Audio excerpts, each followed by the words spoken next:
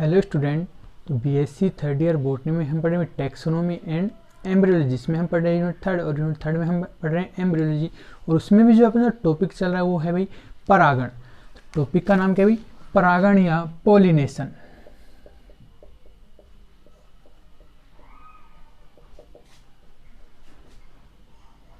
तो परागण के बारे में हमने लास्ट क्लास में बता दिया भाई क्या होता है। बताया था कि जो परागण होता है दो विधियों के द्वारा होता है, एक तो स्वपरागण होता है, दूसरा पर परागण प्रकार का होता है। इसके अलावा इसमें हमने स्वपरागण जो परागण होता है उसके बारे में पढ़ लिया है। आज अपना जो टॉपिक रहेगा वो है पर परागण।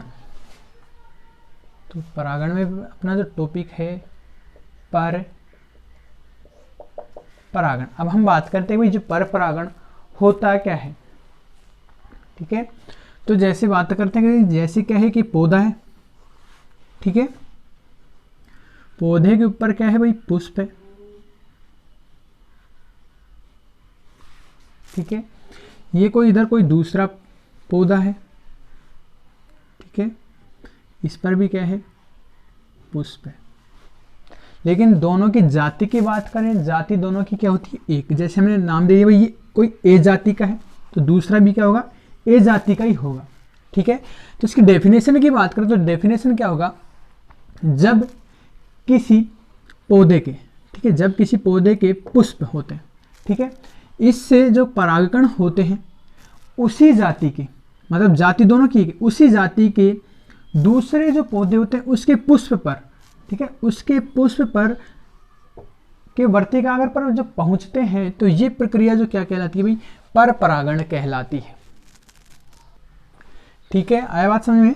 कि मतलब जब एक ही जाति के भाई दो क्या हो? पौधे हों अलग अलग, तो एक जो जाति है उसके पुष्प से क्या होते हैं? परागकण दूसरे जो पौधा होता है उसके पुष्प के वर्तिकाग्र पर पहुंचते हैं या स्थानांतरण होता है, क्या कहलाता है? पर परागण कहलाता है। अब इसमें हम बात करें तो जो नर और जो मादा युग्मक होते हैं भाई, नर युग्मक क्या होता है? परागकण, और मादा युग्मक इसमें भाई अंड में संयोजित होंगे तो वर्तिकाग्र पर पहुंचेंगे। तो इसमें जो नर और जो मादा युग्मक होते हैं क्या होते हैं? अलग अलग पौधों के होते हैं, ठीक है, मतलब जाति एक ही होगी लेकिन पौधे क्या होंगे? अलग अलग होते हैं। तो वो प्रोसेस क्या कहलाती है? पर परागण कहलाती है। तो इसकी डेफिनेशन की बात करें तो डेफिनेशन में लिखेंगे कि जब एक पौधे के पुष्प के परागण, जब एक पौधे के पुष्प के परागकण उसी जाति के किसी दूसरे पौधे, उसी जाति मतलब जाति एक ही होगी, उसी जाति के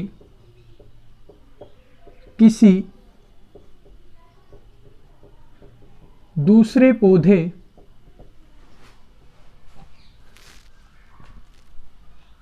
के पुष्प के वर्तिकाग्र पर स्थानांतरित होते हैं,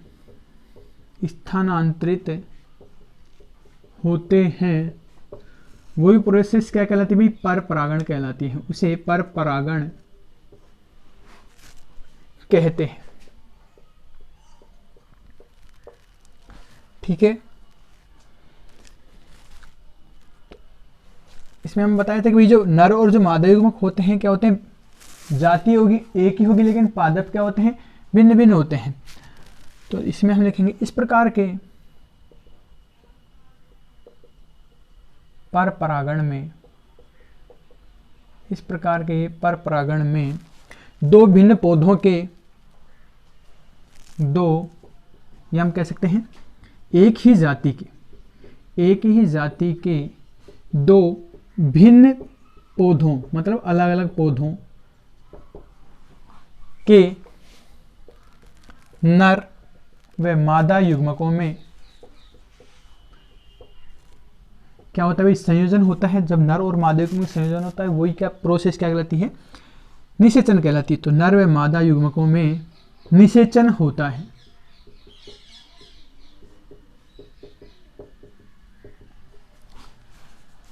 ठीक है। तो ये तो हो गई इसकी डेफिनेशन की बात। अब उसके बाद हम बात करते हैं कि पर परागण होता है उसके लिए अनुकूलन क्या क्या होते हैं कि भाई जो पर परागण की जो प्रक्रिया होती है उसके लिए पादपों में क्या क्या अनुकूलन पाए जाते हैं। तो टॉपिक है पर परागण के लिए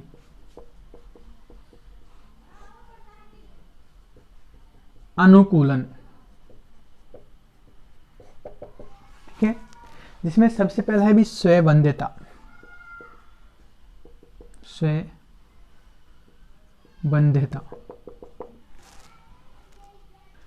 तो स्वयंबंध्यता की बात करें भी, कुछ जो पादप होते हैं उनके जो पुष्प होते हैं उनमें जो परागण होते हैं उनके अंदर बंध्यता पाई जाती है, मतलब वो वर्तिकाग्र तक नहीं पहुंच पाते, उनमें निषेचन की प्रक्रिया नहीं हो पाती, जिसके कारण क्या होता है कि स्वयंबंध्यता पाई जाती है। जैसे एग्जाम्पल की बात करें तो पाई जाती है राखी बेल में पाई जाती है, इसके अलावा अंगूर में स्वयंबंध्यता पाई जाती है। तो कुछ पौधों के पुष्पों में,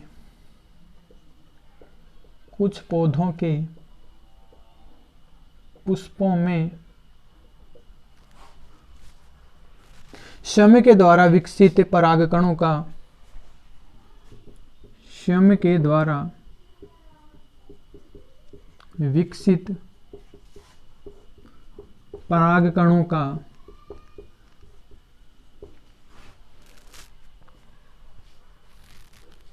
उसी पुष्प की वर्तिकाग्र पर अंकुरण नहीं हो पाता है, अंकुरण नहीं हो पाता है, इसे ही क्या कहते हैं भी, स्वयंबंध्यता कहते हैं। ठीक है, कि भाई जैसे क्या है, पुष्प है, ठीक है, इसके अंदर क्या होता है भाई, पुंकेसर का निर्माण हुआ, परागकणों का निर्माण हुआ, वर्तिकाग्र पर निर्माण हुआ, तो इनके ऊपर क्या नहीं, अंकुरण नहीं हो पाता है, तो इसके कारण में स्वयंबंध्यता पाई जाती है, जिसके लिए इसमें क्या होता है, पर परागण होता है। एग्जाम्पल की बात करें तो ये पाया जाता है, जैसे मैंने बताया था भाई, राखी बेल, अंगूर, जो आदि जो पादप होते हैं उनमें स्वयंबंध्यता पाई जाती है। उसके बाद जो सेकंड जो अनुकूलन है पर परागण के लिए वो है एकलिंगता। एकलिंगता मतलब कि भाई इसमें जो पौधे होते हैं उनके जो पुष्प होते हैं उनमें से नर या मादा जनन अंग में से केवल एक ही प्रकार का जननांग क्या होता है, उपस्थित होता है, तो उस प्रकार के जो पौधे होते हैं क्या कहलाते हैं, एकलिंगी पादप कहलाते हैं। और एग्जाम्पल की बात करें तो इसका एग्जाम्पल होता है भाई पपीता।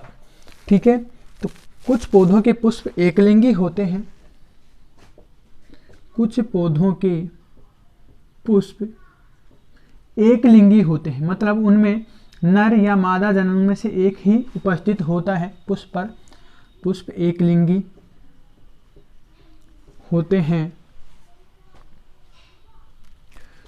ठीक है, इनमें नर या मादा दोनों में से कोई एक प्रकार का जनन अंग पाया जाता है, मादा दोनों में से केवल एक प्रकार का जनन अंग पाया जाता है, जनन अंग पाया जाता है। एग्जाम्पल हमने बताया था क्या होता है भाई, पपीता जो पादप होता है इसका कैसा होता है, एकलिंगी पादप होता है। उसके बाद जो थर्ड जो अनुकूलन है इनके लिए क्या होता है भाई, भिन्न काल पक्वता पाई जाती है। भिन्न काल पक्वता समझ गए कि इसमें जो नर और जो मादा जो जनन अंग होते हैं वो अलग अलग समय पर क्या होते हैं, परिपक्व होते हैं।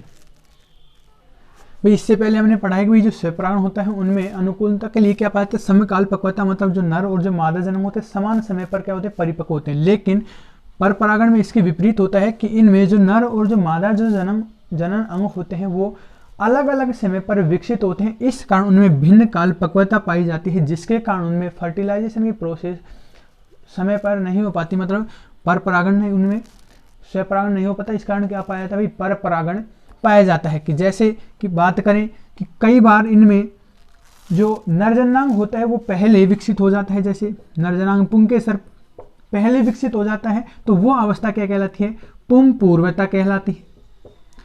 पुंकेसर पहले विकसित होता है और वर्तिका अगर बाद में विकसित होती है तो वो अवस्था क्या कहलाती है, पुंग पूर्वता। तो कई बार क्या होता है कि भाई पुंकेसर बाद में विकसित होता है और वर्तिकाग्र पहले, वर्तिकाग्र पहले जब विकसित हो जाती है तो वो अवस्था क्या कहलाती है? स्त्री पूर्वता। भाई नाम से स्पष्ट है, स्त्री पूर्वता मतलब इस मादा जो जन्म होता है उसका जो भाग होता है पहले विकसित हो जाता है, स्त्री पूर्वता कहलाता है। पुम पूर्वता की मतलब इसमें जो पुंकेसर होता है पहले विकसित हो जाता है, वो अवस्था क्या कहलाती है? पुम पूर्वता कहलाती है। तो इसमें हम लिखेंगे कि भी कुछ पौधों के पुष्पों में, कुछ पौधों के पुष्पों में नर जननांग पुंकेसर व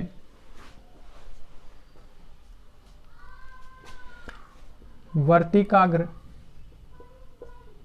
के परिपक्व होने का समय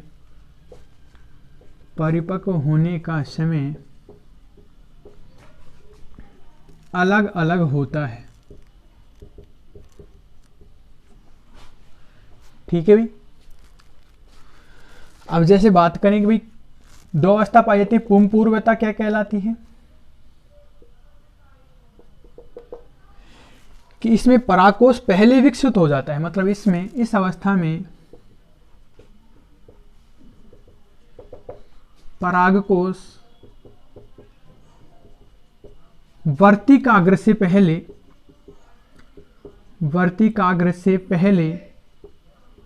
परिपक्व हो जाता है। ठीक है, परिपक्व हो जाता है, वह अवस्था क्या कहलाती है? पुम पूर्वता कहलाती है। एग्जाम्पल की बात करें भाई तो एग्जाम्पल होगा इसका साल्विया।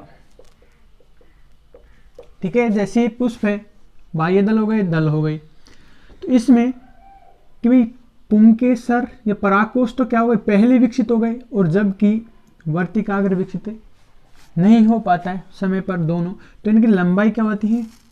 कमी आ जाती है, तो जिसके कारण इनमें परागण नहीं हो पाता है। ठीक है, तो दूसरा होता है स्त्री पूर्वता। तो स्त्री पूर्वता की बात करें तो इसमें क्या होगा कि भाई वर्तिका अगर परागकोश से पहले परिपक्व होती है, इस अवस्था में वर्तिकाग्र परागकोश से पहले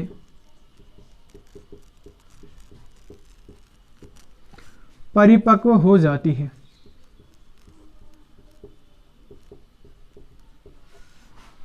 ठीक है, तो वह अवस्था क्या कहलाती है? स्त्री पूर्वता कहलाती है। एग्जाम्पल की बात करें तो जैसे ब्रेसिकेसी कुल के सदस्य, ब्रेसिकेसी, इसके अलावा रोजेसी कुल के सदस्य।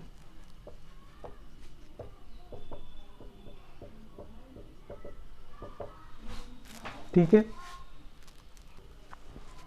नेक्स्ट जो अनुकूलन होता है वो होता है भाई हरकोगेमी।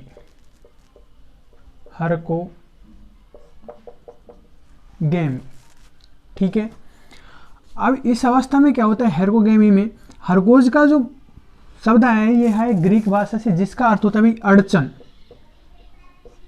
ठीक है, तो बात करें जैसे पुष्प है तो इनमें जो वर्तिकाग्र होती है, ठीक है भाई, ये वर्तिकाग्र, और ये जो परागकोश होता है इसमें क्या होता है? कोई प्राकृतिक बैरियर आ जाता है, अवरोध आ जाता है। ठीक है, कोई भी अवरोध हो सकता है जिसके कारण इनमें परागकण जो होते हैं एक ही स्थान पर क्या नहीं होते? फ्यूज नहीं हो पाते। मतलब कि भाई जैसे कि बात करें, जैसे इसमें जो पुंकेसर की लंबाई अधिक हो गई तो इसका बाहर की तरफ स्फुटन हो जाएगा, तो परागकण बाहर की तरफ मुक्त हो जाते हैं, मतलब अंदर नहीं आ पाते वर्तिकाग्र पर, तो जिसके कारण इसमें संलयन या फ्यूजन नहीं हो पाता। तो हम डायरेक्ट ये कह सकते हैं कि भाई इसमें क्या होता है कि भाई वर्तिकाग्र और जो परागकोश होता है इनके बीच में क्या होता है? प्राकृतिक बैरियर आ जाता है, मतलब अवरोध हो आ जाता है, जिसके कारण में स्वयं परागण नहीं हो पाता है। तो इसमें हम लिखेंगे वर्तिकाग्र एवं परागकोश के बीच,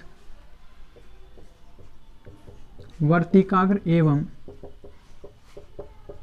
परागकोश के बीच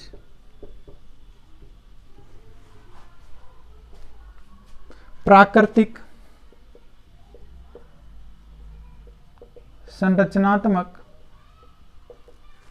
अवरोध पाया जाता है। ठीक है, एग्जाम्पल की बात करें तो जैसे कैरियोफिलेसी के जो सदस्य होते हैं उनमें हर्कोगैमी पाई जाती है, कैरियोफिलेसी।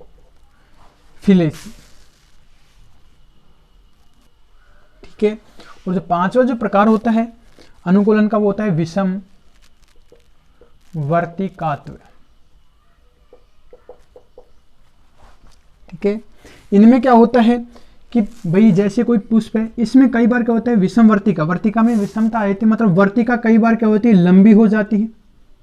ठीक है, और पुंकेसर जो रहते हैं छोटे रहते हैं, तो इन पर जो परागकण आसानी से नहीं पहुंच पाते, जिसके कारण इनमें पर परागण पाया जाता है।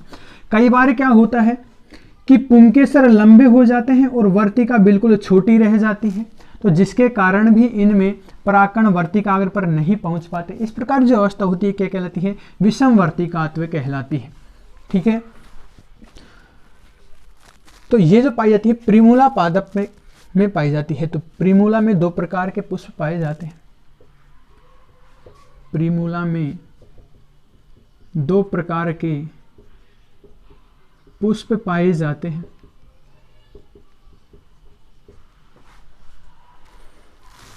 ठीक है, एक जिनमें वर्तिका लंबी व पुंकेसर छोटे होते हैं। ठीक है भाई, वर्तिका लंबी रह जाती है, पुंकेसर छोटे रहते हैं, तो इनमें स्वपरागण नहीं हो पाते। इस कारण में क्या होता है परपरागण होता है। और कई बार दूसरे में जिनमें वर्तिका कैसी रह जाती है भाई, छोटी रह जाती है, वर्तिका छोटी व पुंकेसर लंबे हो जाते हैं, पुंकेसर लंबे हो जाते हैं, तो भी इनमें स्वपरागण नहीं हो पाता है। तो इस प्रकार की जो प्रक्रिया होती है क्या कहलाती है, विषम वर्तिकात्व कहलाती है। यहाँ तक क्लियर है, ये थे अपने पर परागण।